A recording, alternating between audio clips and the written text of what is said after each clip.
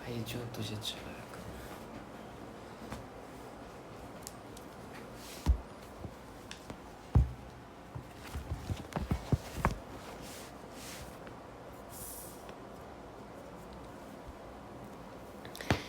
ABC analysis is referred to as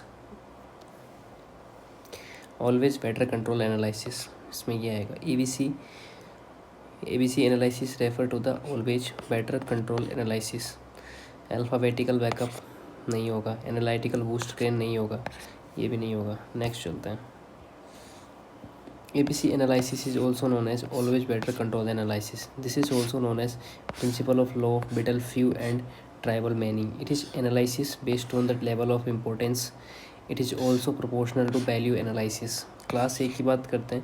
Only 10% in the numbers accounts for 75% of the annual inventory uses value. It require high attention for maintenance. It need continuous and rigorous control. Lower safety stocks. A fixed interval inventory control system might be used. Next बात करते हैं class B के बाद में. The next 20% in the number account for 15% of the annual inventory uses value. Need relaxed control, periodic reviews. It required high attention for the maintenance. Class C की बात करते हैं तो next 70% in this number accounts for the 10% of annual inventory uses value. It can damage in the more casual manner. A fixed order inventory control system might be used. Annual uses value. Annual uses into U. Next question. PERT stand for Program Evaluation and Review Technique. PERT stand for Program Evaluation Review Technique. इसी के अंदर आता है. PERT stand for Program Evaluation and Review Technique. This network model is used for the project scheduling. Difference between PERT and CPM. Critical Path Management. PERT की बात करते हैं और CPM के दोनों के डिफरेंस के बारे में बात करते हैं.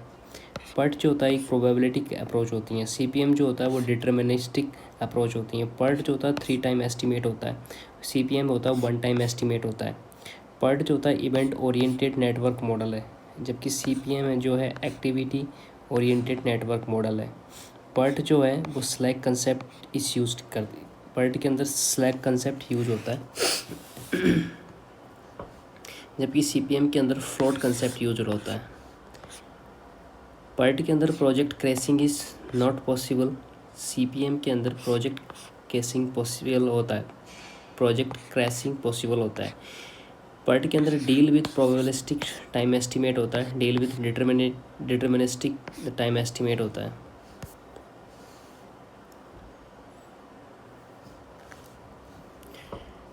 Next, a type of estimate required if there is change amount to be more than 5% of the original value due to principal hiking or change in specification but does not include any major change in structural design is called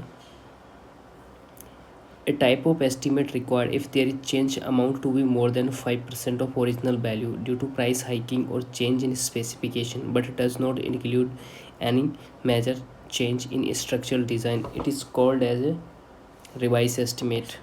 इसको revised estimate बोलता है. इसका explanation समझ लेते हैं. Preliminary estimate क्या होता है? It is an approximate estimate and prepared by the owner itself before the actual award of work to any agency. It is an approximate estimate and prepared by owner itself before the actual award of work to any agency. उसके बाद आता है cube rate analysis, cube rate estimate. It is approximate estimate and prepared by the calculating the cubical content of building by multiplying its length, width or height. So what is this Q rate estimate? It is the approximate estimate and prepared by the calculating the cubical content of building by multiplying its length, width और height. उसके बाद आता है detailed estimate. It is detailed estimate क्या होता है? It is it is the accurate estimate prepared by working out quantity of each item of work. It is prepared in two stages. First, details of measurements and calculation of quantity. Second, abstract of the estimate. It is the accurate estimate prepared by the working out the quantity of each item of work. It is prepared in two stages. First, detail of measurements and calculation quantities, and second is abstract of the estimate. Next बात करते हैं revised estimate के बारे में. It is prepared when original sanction estimate is likely to exact more 5% due to change in quantity of material और rate. It is prepared when original sanctions estimate is likely to exceed more than 5% due to change in quantity of material or rates. Next आता supplementary estimate. It is the fresh detailed estimate of the additional work in addition to the original estimate. It is required when further development is required during the progress of work.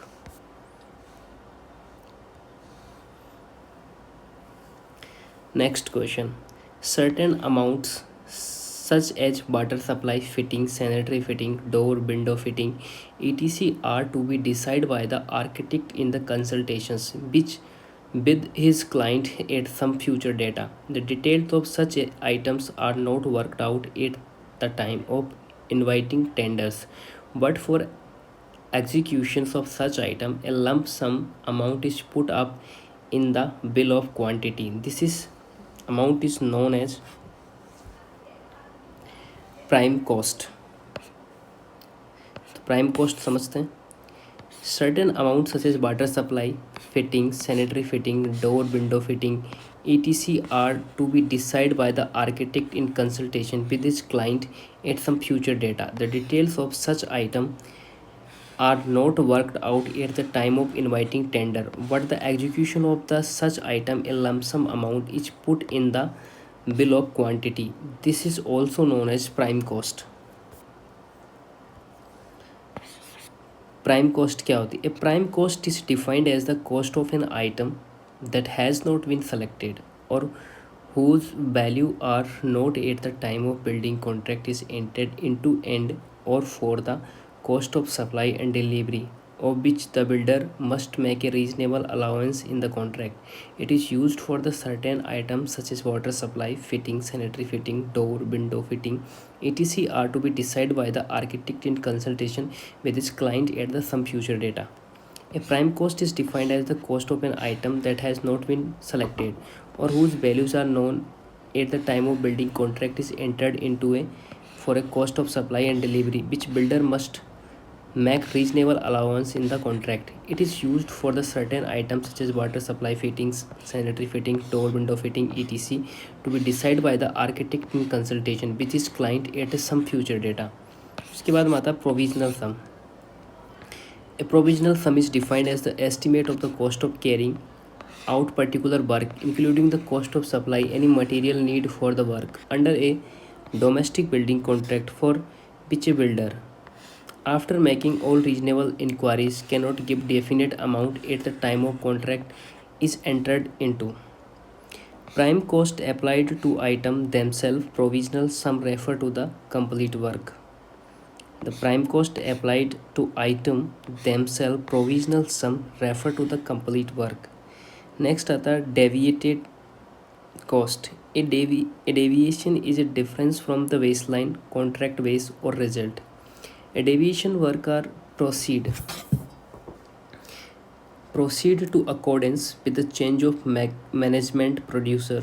Hence, the deviated cost is the cost by which estimate cost deviate from the actual cost after completion of the project work. A deviation is the difference from baseline, contract basis or result. A deviation work is proceed in accordance with the change management procedures. Hence, the deviated cost is the cost by which by which estimate cost deviate from the actual cost after completion of the project work.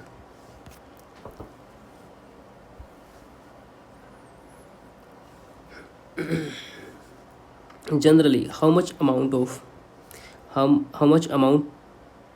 much amount is provided in estimate as work charged as establishment. Generally, how much amount is provided in estimate as work charged establishments.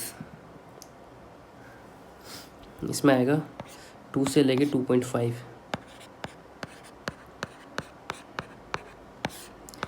Estimate as a work charged establishments. For making any estimate workable, additional expenses are to be added. The following are the additional expenses that are to be considered during the estimates. Extra expenses, contingency 3 to 5%. Contract work establishment 1.5 से लेके 2%, for some time 2.5%. Tool and machineries के लिए 1 से लेके 1.5% होता है. Contractor profit के लिए 10% होता है. डिपार्टमेंटल प्रॉफिट के लिए 10 से 15% होता है.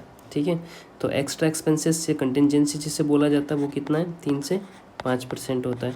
कॉन्ट्रैक्ट वर्क एस्टेब्लिशमेंट के लिए कितना, 1.5 से लेके 2%, और समटाइम इसको 2.5% भी ले लिया जाता है.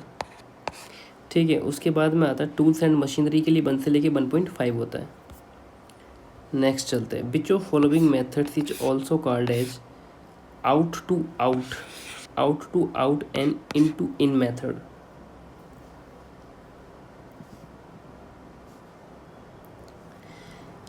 तो इसमें आएगा long wall and short wall method. ठीक है. Which of following method is also called out to out और in to in method. Long wall and short wall methods. It is also called separate or individual wall method. In this method, the external length of wall running in the longitudinal direction is measured out to out, while the internal length of the wall running in the transverse direction, जिसे short wall कहते हैं, is measured in the in to in. In this method, the external length of wall running in longitudinal direction, जिसे long wall बोला जाता है, is measured out to out, while the internal length of the wall running in the transverse directions, जिसे short wall कहते हैं, is measured in to in. Additional information और पढ़ लेते हैं इसके बारे में. सेंटर लाइन मेथड क्या होता है. In this method the centre line length of the wall in the building are found out as so in figure below. The center lines are multiplied by width or depth to get required area or a volume. In this method, center line length of the wall in the buildings are found out. The center line are then multiplied by the width or depth to get required area or a volume. उसके बाद में आता है plinth area method.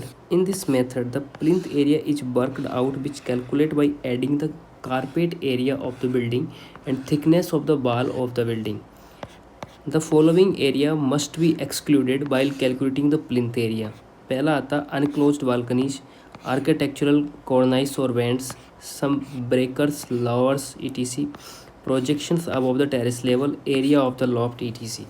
ये सारी चीज़ें आती हैं किसके अंदर, प्लिंथ एरिया मेथड के अंदर. क्या क्या आता है, unclosed balconies, architectural colonies and bands, sun breaker louvres, projection above the terrace level, area of the loft.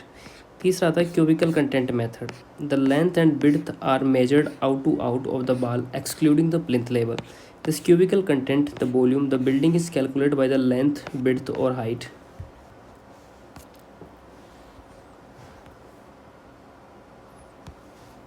उसके बाद में आता है cubical content method. The length and width are measured out to out of the wall, excluding the plinth level. The cubical content is that volume of the building is calculated by the length, width or height. Confusion point क्या होता है, in a cubical content method, the wall are measured out to out only.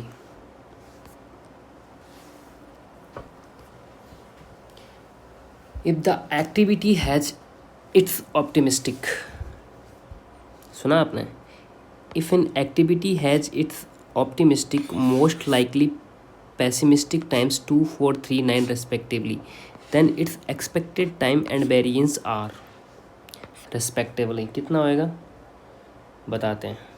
इसका formula आपको पता है, T E बराबर क्या होता है? टी ई बराबर होता है T naught 4 T M plus T P divide by 6। ठीक है, द स्टैंडर्ड डेविएशन वो दिया हुआ कैसे, T P minus T note divide by 6, ये स्टैंडर्ड डेविएशन होता है। ठीक है, तो पेसिमिस्टिक टाइम टी नोट कितना दिया हुआ है आपको, 2 दिया हुआ है। टी एम कितना दिया है, 4 दिया हुआ है। टी पी कितना दिया हुआ है, 9 वीक्स दिया हुआ है। तो इसको वैल्यू में पुट करेंगे, T E is equals to, यानी पेसिमिस्टिक टाइम कितना हो जाएगा, 2 + 4 × 6, 4 × 4 + 9 डिवाइड बाई 6। तो ये कट पिट के हो जाएगा 27 डिवाइड बाई 6, और वैल्यू कितनी आ जाएगी इसकी, 4.5 वीक। स्टैंडर्ड डेविएशन निकालना है इसका, तो ये सिग्मा बराबर T P minus T note मतलब 9 - 2 डिवाइड बाई 6, ये हो जाएगा 7 डिवाइड बाई 6। तो इसका वेरिएंस कैसे निकलेगा, वेरिएंस बराबर होता है सिग्मा का स्क्वायर मतलब स्टैंडर्ड डेविएशन का स्क्वायर। तो ये हो जाएगा 7 डिवाइड बाई 6, तो 49 7 7 49 डिवाइड बाई 36। ठीक है, तो ये हो जाएगा आपका 4.5 और 49.36।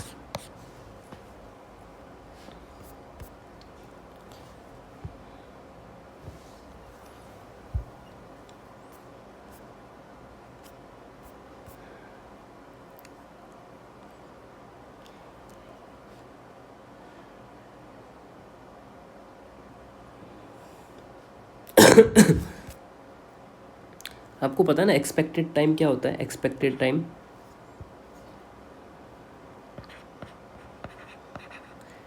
Expected time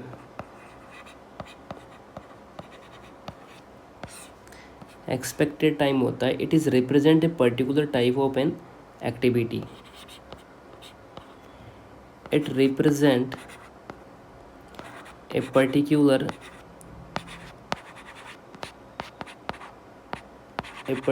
time of an activity that has 50%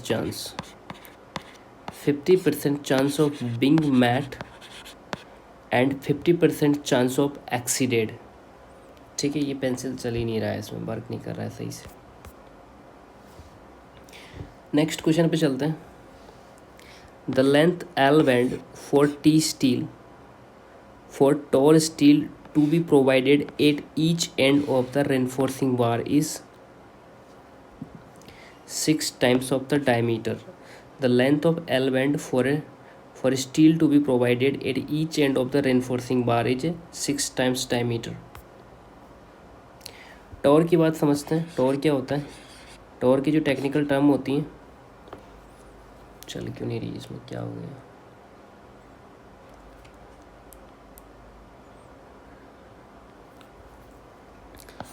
टोर का मतलब होता है टोरिस्टेज steel corporation of the Luxembourg is CTD, which when expanded stand for cold twist deformed bar steel. It is a form of HYST steel where the steel bar after undergoing the mandatory heat treatment process are cold twisted and deformed. According to the Indian Standard 2502-1963 is the length L is defined as K plus 1 into D, where K is a constant, D is the diameter of the bar.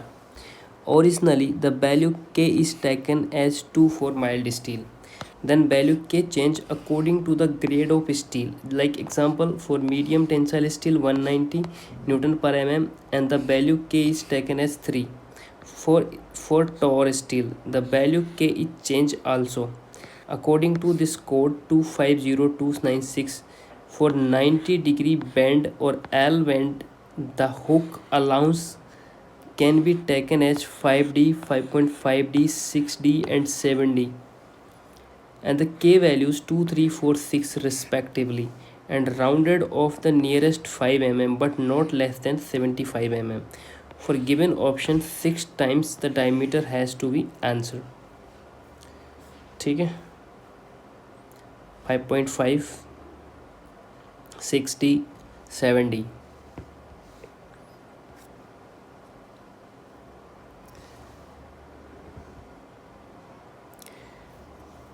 The given below show the network. The figure below show the network for a particular project which consists of the 4 activities. ठीक है, the minimum time required for completion of the project is. तो इसको solve करते हैं guys. तो सबसे पहले अपन normal duration consider करते हैं. नॉर्मल ड्यूरेशन,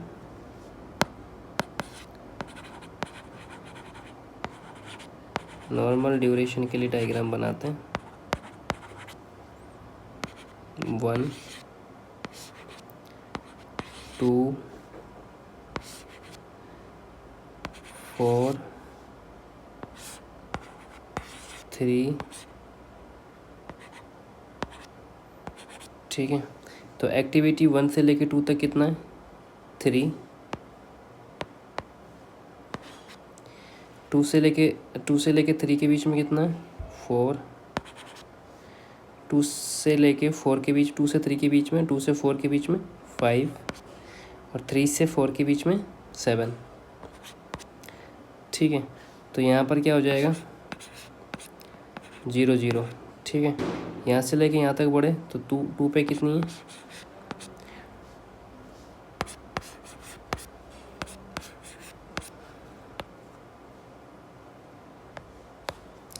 यहाँ पे हो जाएगा 3 3. ठीक है, अब ये 4 और 3 कितना हो जाएगा? 7 7. ठीक है, इधर कितना हो जाएगा?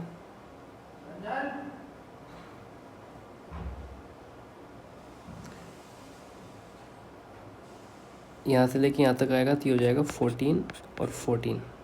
ठीक है, तो क्रिटिकल एक्टिविटी समझेंगे अपन इसकी. क्रिटिकल एक्टिविटी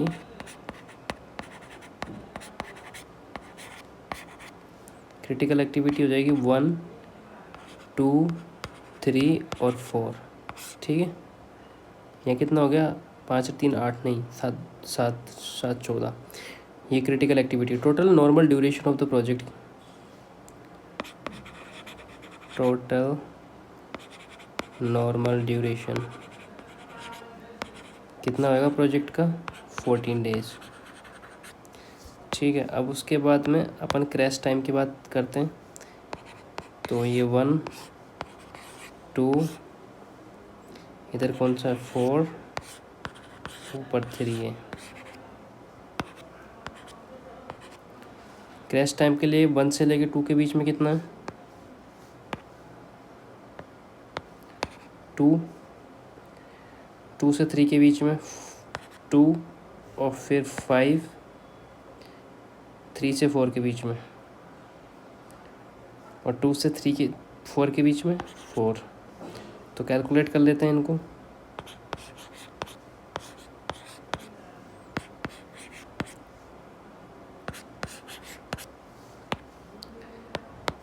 यहाँ 0 0 4 4 2 2.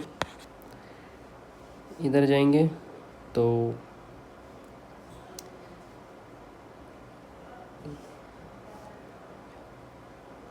2 2 4 + 5 कितना हो गया? 9 हो गया इस जगह पे.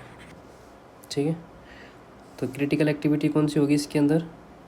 इसके अंदर होगी 1 2 3 और 4. तो इसका क्रैश टाइम कितना हो जाएगा? 9 डेज.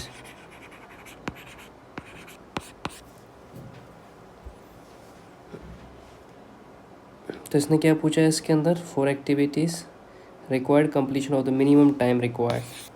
तो इसका आंसर, राइट आंसर क्या होगा? 9 days.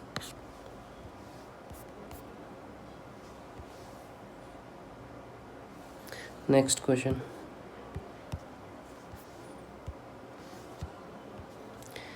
The most inflow a firm receive if a machine still have value at the time of its disposal, it known as salvage value.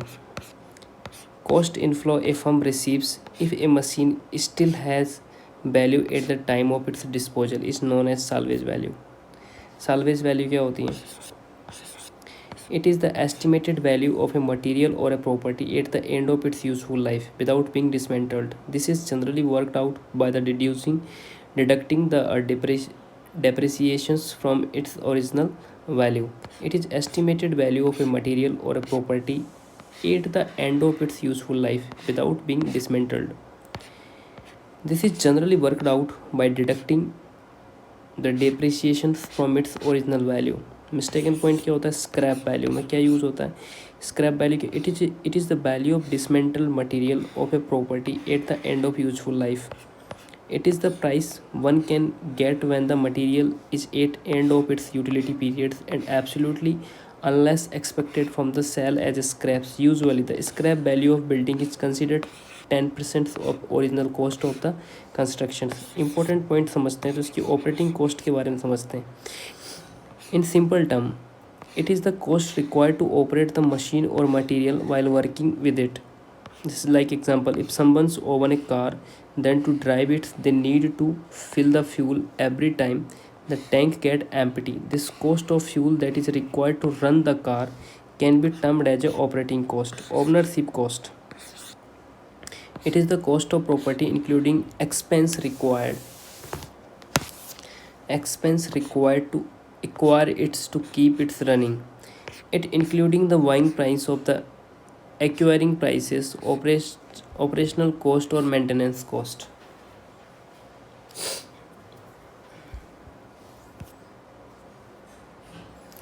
Sensitivity analysis is study of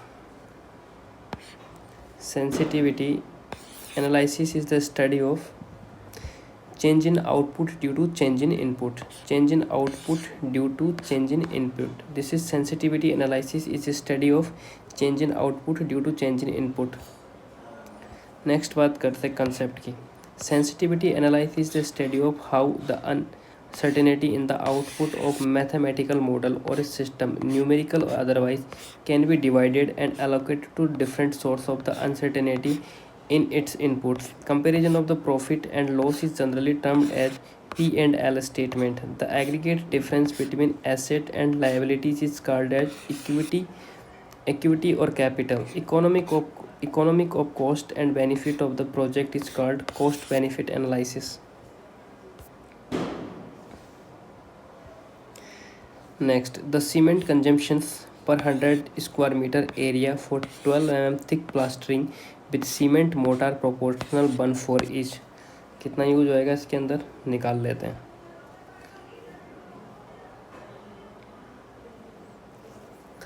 तो कि area to B plastered कितना है इसके अंदर, जितने area का आपको plaster करना है, एरिया टू बी प्लास्टरिंग. सो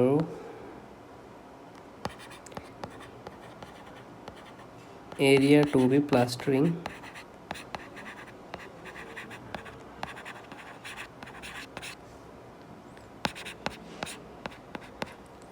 ये हो जाएगा आपके 100 mm square metre square.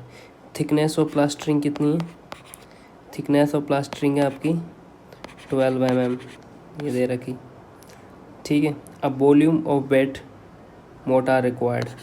Volume of bed motor कितना रिक्वायर्ड है? बी बराबर हो जाएगा आपका 100 इंटू 0.012, ये हो जाएगा 1.2 मीटर क्यूब. उसके बाद मतलब वॉल्यूम इंक्रीज बाई कितना? 30% ड्यू टू अनइवन सरफेस. किसकी वजह से? Due to uneven surface. तो ये कितना हो जाएगा? 1.3 इंटू 1.2, तो ये आ जाएगा आपका 1.56 metre cube. Now increased by 25%. Calculated volume for dry volume ठीक है, अब कितना इंक्रीज करेंगे अपन, 25% इंक्रीज करेंगे। किसके लिए, ड्राई वॉल्यूम के लिए। तो कैसे निकालेंगे इसको, 1.56 इंटू 1.25 1.95 मीटर क्यूब आ जाएगा इसके अंदर। सीमेंट सेंट के बारे में बस, सीमेंट और सेंट देखते हैं क्या होता है। सीमेंट सेंट का रेशियो कितना है, वो है आपके पास में 1:4। तो ये हो जाएगा आपका 1/4 + 1 इंटू 1.95 0.39 मीटर क्यूब इसके अंदर आंसर आ जाएगा। वेट ऑफ सीमेंट का निकालते हैं आप। वेट ऑफ सीमेंट बराबर होता है volume of cement into density. तो वॉल्यूम ऑफ सीमेंट कितना है, 0.39 और डेंसिटी कितनी है, 1440। तो कितना आ जाएगा, 561.6 किलोग्राम। इसको डिवाइड कर देंगे कितने से, 50 से, तो कितना आ जाएगा इसका आंसर, 11.23। तो टोटल मिला के 12 बैग हो जाएंगे। ठीक है, समझ लेते हैं इसके कंसेप्ट को। Plastering. Plastering is a thin layer of mortar applied over the masonry surface and it is act as a damp-proof coat over the brick masonry work. Plastering also provide a finished surface over the masonry that is firm and smooth, hence it is enhanced the appearance of the building. Plastering usually 12 mm thick is calculated in the square meter. Calculation of the plastering work. Volume increased by 30% due to uneven surface. Now increase 25% calculated volume for the dry volume. Bulk density of cement is 1440. Weight of one bag of cement is 40 kilogram. इसकी calculation को समझ लेते हैं। तो area to B plaster कितना है, 100 metre square. Thickness of cement plastering कितनी है, 12 mm। तो क्या करेंगे, volume of bed mortar required कितना है, बी इंटू 100 इंटू 0.012 को मल्टीप्लाई कर देंगे, 1.2 मीटर क्यूब आ जाएगा। Volume increase by 30%। अब वॉल्यूम को ड्यू टू अनइवन सरफेस, तो 1.2 को किससे करेंगे, 1.30 से मल्टीप्लाई करने के बाद कितना जाएगा, 1.56। अब इसको कितना परसेंट इंक्रीज करना है, 25%। तो 1.56 को 1.25 से मल्टीप्लाई करने के बाद 1.92 आ जाएगा। अब सीमेंट और सैंड का जो रेशियो 1:4 है, तो वॉल्यूम ऑफ सीमेंट निकालना है। तो 1/4 + 1 इंटू 1.95 कर देंगे तो 0.39 मीटर क्यूब वॉल्यूम निकल के जाएगा। तो अब निकालना वेट ऑफ सीमेंट। तो वेट ऑफ सीमेंट कैसे निकालते हैं, volume of cement into density. तो वॉल्यूम ऑफ सीमेंट कितने दे रखा है, 0.39 और डेंसिटी आपको पता ही है 1440 होती है। मल्टीप्लाई करने के बाद में 561.6 किलोग्राम आ जाएगा। सीमेंट बैग रिक्वायर कितना हो जाएगा, 50 से डिवाइड कर देंगे क्योंकि एक बैग 50 kg का होता है। दैट्स 11.23 हो जाएगा। तो इक्वल्स टू ये 12 बैग आंसर हो जाएगा इसका। अब बात करते हैं cost benefit studies are essential to. Cost benefit studies are essential to evaluate the viability and worthwhileness of taking up the project. Cost benefit study are essential to evaluate the viability and worthwhileness of taking up the project. Evaluation निकालते हैं। First, after estimating the amount of material and other direct and indirect cost, the total cost can be calculated. After the completion of the project, the profit obtained from it can also be determined. By analyzing the cost and benefit, it is possible to decide the viability of project and the worthwhileness of the taking up the project. Cost to the benefit ratio should be less than 1, which means there must be some profit in taking up the project. Downtime of the equipment is downtime of an equipment is the periods of the time that the equipment fail to provide or perform its primary function. ये सही answer होएगा इसका। गलत answer कौन कौन से होंगे, the time when the equipment shall have to be returned to the owner due to expiry of its lease periods. The periods of time when equipment is ideal for want of work. नहीं. The time when contractor has to be do down payment before taking equipment on rent. सही answer आपको पता है क्या होगा? Explanation समझ लेते हैं. Equipment's downtime refer to the amount of time that equipment is not operating, whether that a result of the unplanned equipment failure like a fault or broken part, or a planned downtime like necessary downtime for preventive maintenances. Typically, this term refer to the unexpected downtime that accumulate any time or production or process stops. Unexpected requirement failure can cause costly interruption in your process flow, damage to the equipments and product losses.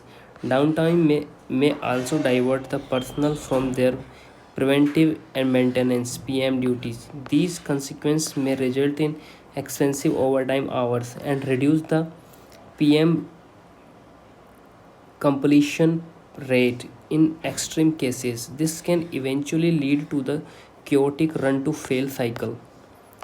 The best way to track equipment's downtime is with a computerized maintenance management system CMMS. Through many these programs use a work order system to track downtime. A CMMS with dedicated downtime module can result in better analysis and reporting the equipment's problem and trends.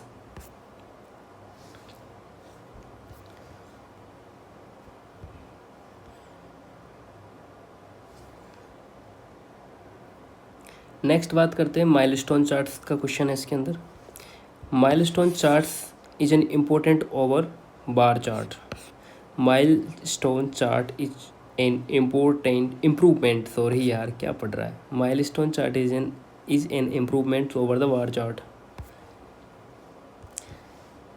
Milestone chart के बारे में करते हैं. It is A modification over the original Gantt chart या bar chart. Milestone is की events of main activities represent by the bar. Therefore, they give an idea about the completions of the sub-activity. It is a modification over the original Gantt chart or bar chart. Milestone is a key event or main activity represented by the bar. Therefore, they give an idea about the completion of the sub-activities.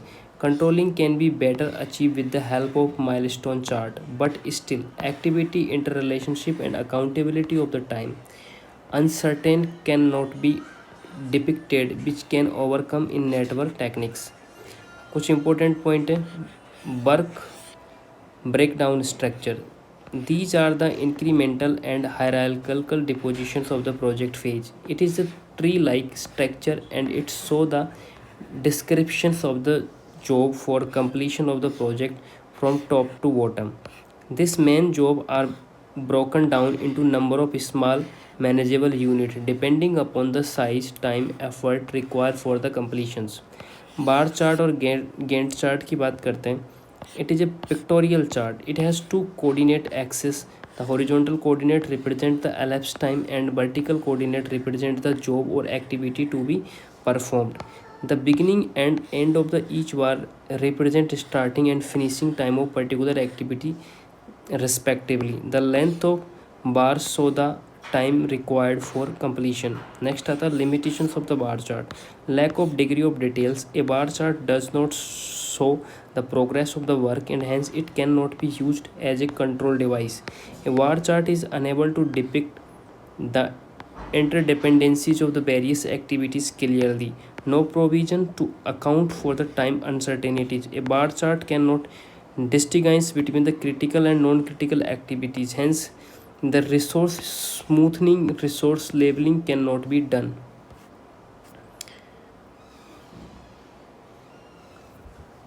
अगली video बनाएंगे अगले